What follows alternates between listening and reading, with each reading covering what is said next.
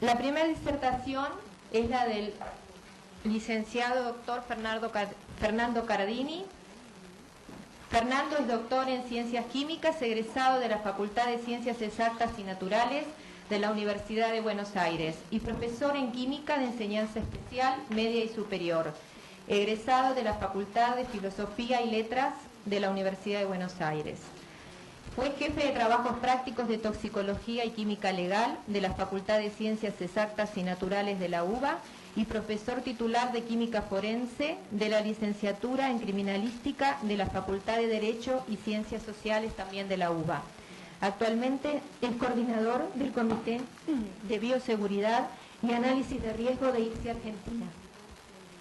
El tema de su disertación es tolerancia cero versus umbrales máximos aceptables. Gracias, María Rosa. ¿Se escucha? Sí. Buenas tardes a todos.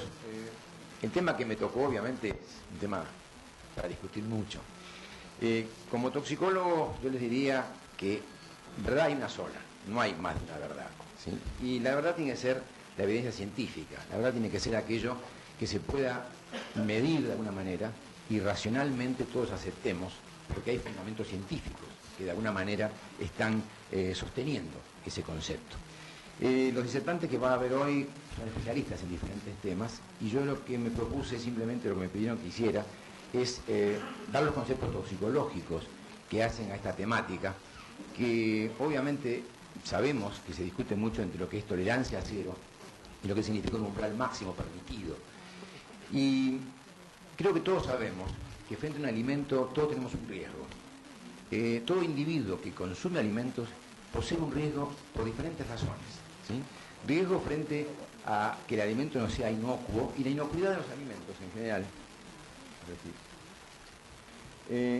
Tiene un concepto muy clásico, que en general todos han pensado que se debe, no es inocuo cuando no tiene un patógeno, cuando no tiene una salmonela, cuando no tiene una Escherichia coli, o algo que haga un daño al organismo.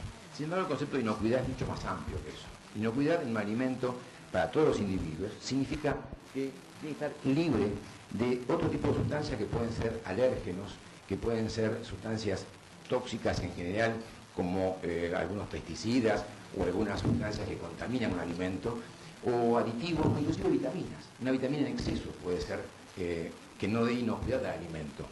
Por eso el concepto de inocuidad es mucho más amplio. Y básicamente tenemos que entender que todo grupo poblacional está expuesto a ese riesgo de que ese alimento le cause un daño o le cause algún problema. Y cuando vemos las cifras que puede darse en los alimentos que consumimos, la Agencia de Salud Pública nos ha, en su revista de eSalud, en su momento sacó un artículo en el cual mostraba una problemática general de todos los individuos que consumen alimentos y están expuestos a problemáticas que hacen al que el alimento pueda hacer un daño. Y básicamente, fíjense que el 80% de enfermedades están ligadas justamente a los alimentos.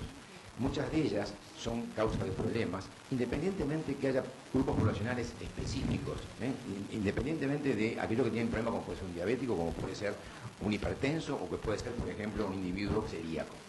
Y estas enfermedades en general no todas llegan a la consulta médica, muchas veces se desconoce que uno tenga el problema porque, sí, está muy cerca. Fíjense que en el 97 ya se hablaba de 600.000 casos en nuestro país de problemas de inocuidad de alimentos. Y básicamente los costos en salud significaban 8 millones de dólares. Y estas cifras no son atípicas. Las mismas cifras se dan en Europa y se dan en Estados Unidos. Los valores son muy similares dependiendo, por supuesto, de la cantidad de población, o sea, de la cantidad de habitantes, ¿sí? La letalidad de estas enfermedades transmitidas por alimentos en general no es muy alta, afortunadamente, 1,5%.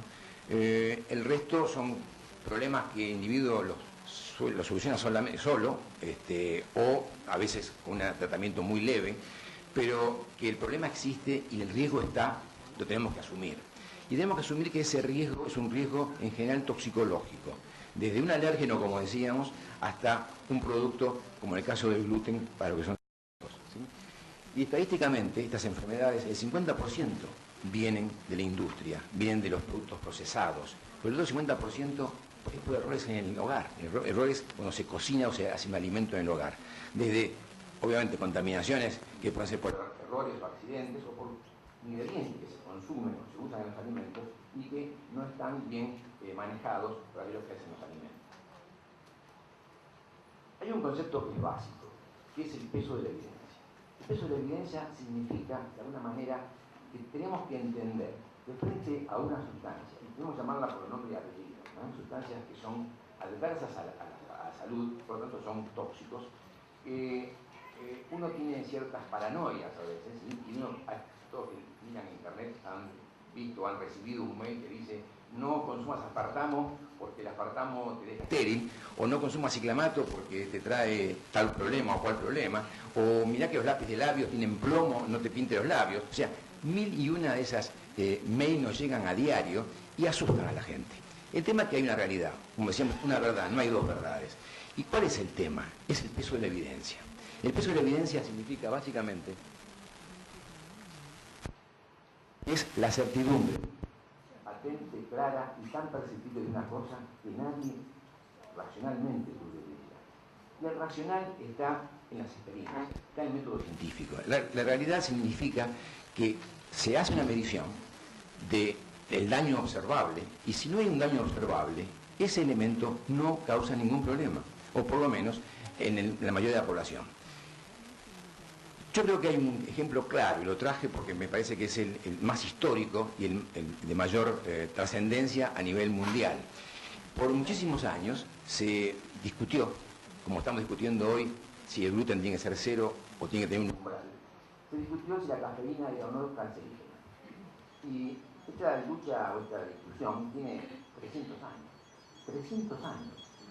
Y todavía hay gente que recibe un mail y se asusta y no toma café o tiene miedo con algún tipo de producto que tenga café. Hubo un señor que quiso hacer una medición muy adecuada del tema y fue el rey de Suecia, Gustavo III, que estaba convencido de que el café era un tóxico y que el té era bueno para la salud. Claro, en esa época no sabían que las sustancias que componen el té y el café son las mismas, son las antinas. Pero sin embargo él estaba convencido de esto y trató de demostrarlo científicamente. O sea que vale lo que hizo, dentro de sus posibilidades. Y lo que hizo fue darle, disculpe, no,